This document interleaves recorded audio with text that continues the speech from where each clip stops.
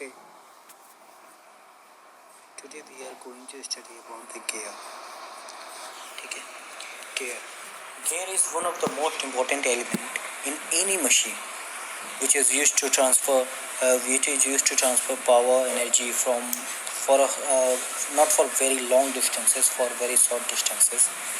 ठीक है, basically gear जो है हमारे किसी भी मैकेनिकल सिस्टम का बहुत ही इम्पोर्टेंट एलिमेंट है. ठीक है, और इसके थ्रू हम बहुत से काम करते हैं, बहुत से ऐसे काम जहाँ पे हमें पावर ट्रांसमिशन मतलब मैक्सिमम यूटिलाइजेशन, मतलब जो भी हमें इनपुट पावर मिल रहा है उसका जहाँ पे हमें मैक्सिमम यूटिलाइजेशन करना है, या ये कह सकते हैं कि जहाँ पे हम ये चाहते हैं कि हमारे जो भी इनपुट पावर है, एनर्जी है, उसका मिनिमम लॉसेस हो और वो पावर आगे की ओर ट्रांसफ़र हो जाए, फर्दर ट्रांसफ़र हो जाए, उसके लिए हम गियर का यूज़ करते हैं. और भी कई तरीके हैं पावर को ट्रांसफ़र करने के लिए, जैसे कि बेल्ट हो गया, बेल्ट एंड रोप, या वाया चैन, जैसे कि किसी भी एक साइकिल के जैसे एक साइकिल में आगे वाले पैडल्स है, आगे वाले जहाँ पे हम फोर्स लगाते हैं उसको पीछे वाले पैर तक पावर पहुँचाने के लिए हम चैन का यूज़ करते हैं. पर एज़ कम्पेयर टू ये एक साइकिल जो है वो तो एक सिंपल सिस्टम है, लेकिन जहाँ पे हाई मैकेनिकल सिस्टम होती हैं, जहाँ पे पावर जनरेशन बहुत ज़्यादा होता है, वहाँ पे हमें मैक्सिमम पावर लॉस जो पावर लॉस को मिनिमम करने के लिए हम गियर का यूज़ करते हैं. और दूसरी सबसे अच्छी चीज़ इसकी ये होती है कि ये मिनिमम पावर लॉस पे वर्क करता है और मैक्सिमम वेलोसिटी और मिनिमम पावर लॉस पे काम करता है. और इससे ये भी हम कर सकते हैं कि कई डिफरेंट वेलोसिटी पे हम वर्क कर सकते हैं. इससे हम कई डिफरेंट वेलोसिटी, मतलब उस पावर इनपुट से हम कई डिफरेंट वेलोसिटी पे वर्क कर सकते हैं. तो आज हम उसी गियर के बारे में पढ़ेंगे. बेसिकली गियर जो होते हैं, जैसे गियर जो होते हैं, उन दो गियर के बीच में पॉइंट ऑफ कांटेक्ट होता है. ठीक है, कोई भी मोशन ट्रांसफ़र करने के लिए, चाहे वो बेल्ट और पुली का हो, चाहे या जैसा भी हो, तो उसी तरह गियर के बीच में, तो गियर्स के बीच में भी पॉइंट ऑफ कांटेक्ट होता है. ये यहाँ पे कांटेक्ट है, ये कांटेक्ट होता है, ये हमारा पॉइंट ऑफ कांटेक्ट है.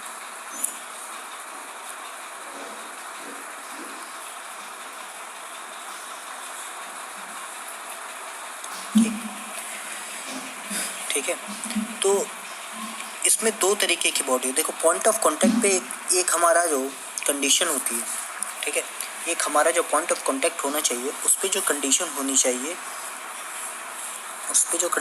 चाहिए कि इस पॉइंट ऑफ कांटेक्ट पे जो वेलोसिटी है दोनों सिस्टम की, मतलब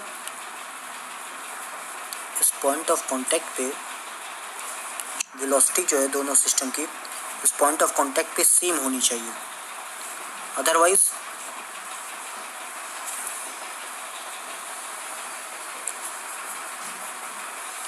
पॉइंट ऑफ कांटेक्ट पे जो वेलोसिटी होनी चाहिए, यहाँ पे अगर पॉइंट ऑफ कांटेक्ट है, इस पॉइंट पे जो वेलोसिटी होनी चाहिए दोनों सिस्टम की, वो सेम होनी चाहिए. मतलब इस पॉइंट पे वेलोसिटी, अगर इसका हम ω1 स्पीड ले लें और r1 रेडियस ले लें, ठीक उसी तरह इस व्हील का अगर हम r2 और ω2 वो ले लें, तो इस पॉइंट पे जो v1 = v2 होना चाहिए.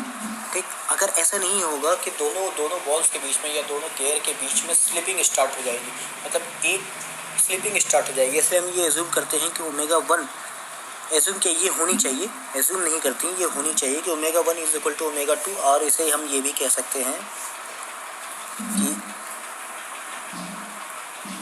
r1 ω = r2 ω2. ठीक है,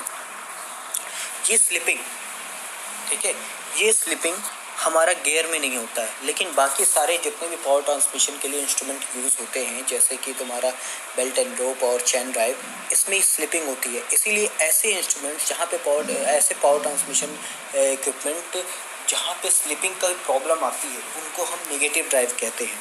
ठीक है, उनको नेगेटिव ड्राइव कहते हैं.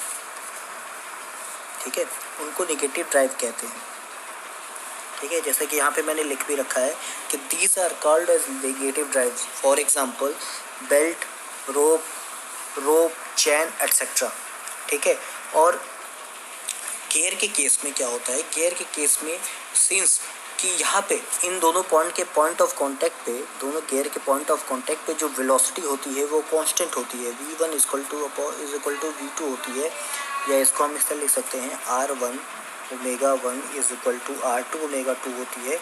इसलिए इनके पॉइंट ऑफ कांटेक्ट की velocity, since point of contact पे वेलोसिटी जो होती है वो इक्वल होती है, तो हम इसे नेगेटिव नहीं पॉजिटिव ड्राइव कहते हैं, ठीक है, पॉजिटिव ड्राइव कहते हैं। और इनका जो वेलोसिटी रेशियो होता है हमेशा कांस्टेंट होता है। इनके केस में no slipping, no power loss होता है। ठीक है, ठीक है, कोई भी स्लिपिंग और पावर लॉस नहीं होता है, और इनकी जो वेलोसिटी रेशियो है हमेशा कांस्टेंट बनी रहती है। Omega 1 upon omega 2 is equal to constant. ये बताता है कि इस सिस्टम में पावर ट्रांसमिशन के दौरान नो पावर लॉस है, कोई पावर लॉस नहीं है, और कोई पावर लॉस नहीं है, और नो स्लिपिंग है, कोई पावर लॉस और स्लिपिंग नहीं है सिस्टम में। ठीक है, अब हम आगे देखते हैं, और इन्हीं वजह से इनको हम कहते हैं, गियर्स को हम कहते हैं पॉजिटिव ड्राइव। पॉजिटिव ड्राइव जहाँ पे स्लिप की वैल्यू, स्लिप इम्पॉसिबल होती है, स्लिप इज इम्पॉसिबल, इनके बीच में जो स्लिप जो होती है, स्लिप इम्पॉसिबल होती है, और this lead to constant velocity ratio, this lead to constant velocity ratio. इसकी वजह से क्या होता है, कोई भी स्लिप ना होने की वजह से, ठीक है, कोई भी स्लिप ना होने की वजह से इनके बीच के दोनों गियर होते हैं, उनके बीच के जो वेलोसिटी रेशियो होती है वो हमेशा कांस्टेंट रहती है। ठीक है, ये हमारा था गियर। ठीक है, इसी वजह से इनको पॉजिटिव ड्राइव भी कहते हैं। ठीक है, नेक्स्ट पेज। अब हमें आगे जो पढ़ना है, टॉपिक जो हमारा आगे है, उसमें हमें पढ़ना है क्लासिफिकेशन ऑफ गियर्स। तो बेसिकली गियर्स को हम कई तरीके से क्लासिफाई करते हैं कि वो एक्सटर्नल है, मतलब एक्सटर्नली एक दूसरे से मेट कर रहे हैं, या इंटरनली एक दूसरे से मेट यानी कि एक दूसरे से कनेक्ट होना, मिलना। ठीक है, मेट होना या मिलना। ठीक है, या इस तरीके से भी हम क्लासिफाई कर सकते हैं कि वेदर कि उनके जिस शाफ्ट पे वो गियर लगे हुए हैं उनका ओरिएंटेशन कैसा है स्पेस में। ठीक है, कई शाफ्ट एक दूसरे के पैरेलल होते हैं, उनमें दो गियर बस लगे होते हैं जो एक दूसरे से मेटिंग कर रहे होते हैं। कभी कभी ऐसा भी होता है कि दोनों शाफ्ट क्या होते हैं, एक दूसरे को इंटरसेक्ट कर रहे होते हैं, उनमें गियर लगे होते हैं। और कहीं पे ऐसे भी होते हैं कि ना तो वो नाइदर पैरेलल होते हैं नॉर इंटरसेक्टिंग होते हैं। इस बेसिस पे, मतलब शाफ्ट की ओरिएंटेशन जो हमारा सबसे पहला क्लासिफिकेशन है, हम उसमें ये देखेंगे कि according to orientation of shaft, ठीक है, according to the axes of shaft connected, उनके स्पेस में उनका ओरिएंटेशन एक दूसरे के रिस्पेक्ट में कैसा है, उसके अकॉर्डिंग गियर्स का क्लासिफिकेशन कैसा है। ठीक है, तो सबसे पहला हमारा आता है according to the axes of the shaft connected. ठीक है, सबसे पहला आता है कि शाफ्ट कि दोनों के दोनों शाफ्ट जो हैं एक दूसरे के पैरेलल हैं। ठीक, दोनों के दोनों शाफ्ट एक दूसरे के पैरेलल, ऐसे ये दोनों शाफ्ट हैं और इस पे एक गियर लगा हुआ है और इस पे एक गियर लगा हुआ है। ठीक है, इस तरीके से। ठीक है, यहाँ पे इनका पॉइंट ऑफ कांटेक्ट है और यहाँ पे ये दोनों गियर शाफ्ट जो हैं एक दूसरे के पैरेलल हैं। ये एक गियर,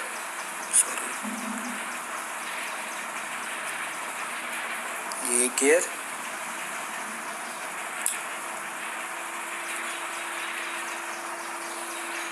ये दूसरा शाफ्ट और इस पे एक गियर लगा हुआ है, इस पे ये दूसरा गियर लगा हुआ है। यहाँ पे इनका पॉइंट ऑफ कांटेक्ट है, थोड़ी सी डायग्राम में दिक्कत है। ठीक है, पॉइंट ऑफ कांटेक्ट है। ठीक है, तो ऐसे गियर, ठीक है, जहाँ पे दोनों के दोनों जो गियर जिन शाफ्ट पे लगे हैं वो दोनों शाफ्ट पैरेलल हो। ठीक है, और हर एक के शाफ्ट पे सिर्फ एक गियर हो और दोनों के दोनों मेट कर रहे हो, तो ऐसे गियर को हम स्पर गियर कहते हैं। ठीक है, ऐसे गियर्स को हम स्पर गियर कहते हैं। ठीक है, इस तरीके के गियर को हम स्पर गियर कहते हैं। इनको रिप्रेजेंट करने का तरीका ये है, इस तरीके से है, ये इस तरीके से। जो डायग्राम में हम उस तरीके से तो नहीं बना सकते, इस तरीके से। ये तुम्हारा इनका मैटिंग पॉइंट का लाइन है, ये इनके टीथ हैं और बीच में ये इनकी एक्सिस है। उसी तरह यहाँ पे ये एक्सिस है, यहाँ पे ये दूसरे गियर की टीथ है। ये गियर 1 हो गया, ये गियर 2 हो गया, ठीक। इन दोनों की टीथ और एक्सिस है। तो ऐसे गियर्स जहाँ पे उन दोनों के साफ, ये जो गियर्स जो हैं जिन साफ पे रखे होते हैं, उन दोनों का अगर साफ अगर एक दूसरे के पैरेलल है, अगर एक दूसरे के पैरेलल हैं और हर एक साफ पे सिर्फ एक गियर है, तो हम इसको स्पर गियर कहते हैं, हम उसे स्पर गियर कहते हैं, ठीक है। Pure rolling motion can be transmitted between two cylindrical surface in contact. अब इस केस में दूसरी चीज़ स्पर गियर में एक चीज़ और होती है कि इनमें जो इनके जो टीथ होते हैं, जो गियर के टीथ होते हैं, ठीक है, तो जो गियर के टीथ जो होते हैं स्ट्रेट होते हैं और parallel to the axis of cylinder, ठीक है, parallel to the axis of cylinder. एक तो स्ट्रेट होते हैं, सबसे पहली चीज़ इनके जो टीथ होते हैं, इनके जो टीथ होते हैं, सबसे पहली चीज़ कि स्ट्रेट होते हैं, नंबर 1 स्ट्रेट होते हैं, and number 2 parallel to the axis of cylinder, parallel to the axis of cylinder, ठीक है, parallel to the axis of cylinder, ठीक है। कहने का मतलब ये है, फिगर अगर हम इसे देखें, जैसे ये हमारा एक्सिस है, साफ्ट है, ये साफ्ट का एक्सिस कैसे होगा, यहाँ से कुछ इस सेंटर से होके जाएगा, तो हमारा जो टीथ होगा इसी के पैरेलल होगा इस साफ्ट पे। अगर हम इसे फ्रंट व्यू में, साफ्ट के साइड से फ्रंट व्यू में देखेंगे, तो ये तुम्हारा देखो,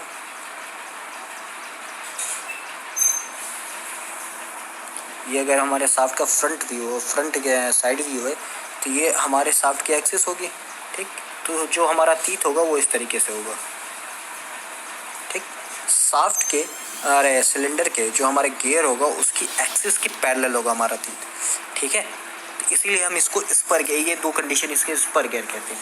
और दूसरी सबसे अच्छी चीज़ इसमें क्या, मतलब सबसे अच्छी चीज़ नहीं, और इसके इसमें कुछ एडवांटेजेस हैं और डिसएडवांटेजेस भी हैं। स्पर गियर की मैं बात कर रहा हूँ, सिर्फ स्पर गियर की, जिसमें कि जो साफ्ट होता है, ये हर एक साफ्ट पे एक गियर लगे होते हैं, दोनों एक दूसरे से मेट करते हैं, और इनके जो टीथ होते हैं वो सिलेंडर के एक्सिस, गियर के एक्सिस के पैरेलल होते हैं, ठीक है। कि ये सबसे पहली चीज़ कि for very low power transmission, इनका जो इस्तेमाल होता है फॉर वेरी लो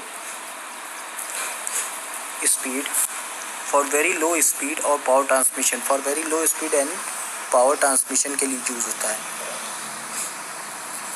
मतलब ऐसी जगह पे यूज़ होता है जहाँ पे बहुत कमी पावर, जहाँ कम पावर ट्रांसमिशन का रिक्वायरमेंट होता है। ऐसा क्यों? क्योंकि एक्चुअली होता क्या है कि जब ऐसे में होता क्या है कि जब भी 2 तीर, हर एक गियर के एक तीर एक दूसरे से मेट करते हैं, तो इनके अंदर सडन इंस्टेंटेनियस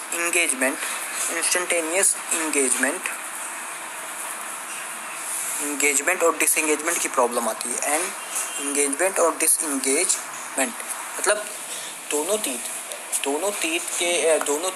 गियर के जो टीथ होते हैं अपने सिलेंडर के एक्सिस के पैरेलल होते हैं, ठीक है। इसकी वजह से क्या होता है कि जो भी कांटेक्ट होता है एक टीथ के, किसी एक गियर के एक टीथ के और दूसरे गियर के टीथ के साथ, वो सडन होता है। सडन होने की वजह से क्या होता है कि हर बार जब भी कांटेक्ट होता है, सडन कांटेक्ट होता है, सडन छूट जाते हैं। इससे क्या होता है कि इम्पैक्ट टीथ पे क्या होता है कि इम्पैक्ट स्ट्रेसेस जनरेट होते हैं। इनके सडन कांटेक्ट और सडन इंगेजमेंट और डिसएंगेजमेंट की वजह से क्या होता है कि टीथ पे इम्पैक्ट स्ट्रेसेस जनरेट होते हैं। सडन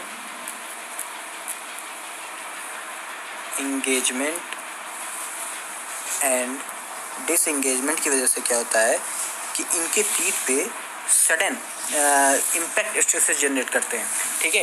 तो जैसे जैसे स्पीड इंक्रीज करती जाएगी, जो नंबर ऑफ कॉन्टैक्ट वो इंक्रीज करता जाएगा, और नंबर ऑफ कॉन्टैक्ट इंक्रीज करने से क्या होगा कि जो उनके बीच में जो इम्पैक्ट स्ट्रेसेस है वो भी बहुत तेज़ी से इंक्रीज करता जाएगा, और जिसकी वजह से क्या हो सकता है कि हमारे गियर जो है हमारा ख़राब हो सकता है, या टूट सकता है, या ब्रेक डाउन कर सकता है।